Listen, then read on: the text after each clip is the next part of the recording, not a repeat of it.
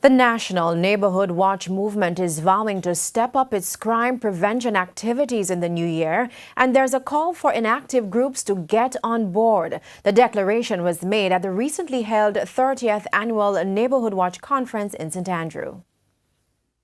Better days are ahead for the National Neighborhood Watch movement, so says President Delroy Dobney. With crime continuing to plague communities across the country, the organization, he explained, has been positioning itself to strengthen its leadership, and so there are changes.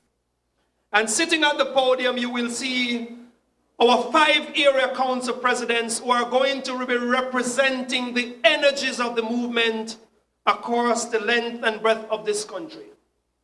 It is the 5 area presidents who are going to be charting the mission in the divisions as it relates to what we intend to achieve in the year 2018. Part of that mission, we're going to be building partnership for sustainability. We're going to be, as I declare, strengthening our leaderships.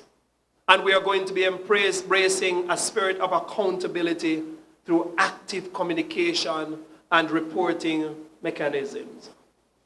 That is what we are all about.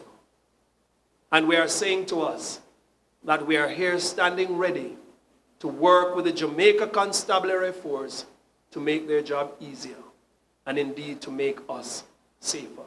He, however, acknowledged that there are issues being faced out west. We are crying inwardly for our divisions, our area in Montego Bay, that the bloodletting must stop. It cannot continue. And as area 2, 3, 4, and 5, who have our fair share of challenge, but indeed we must focus on area 1 that have a severe problem.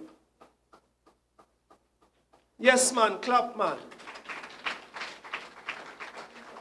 We are focused on area 1 because our mantra declares that no man stands alone.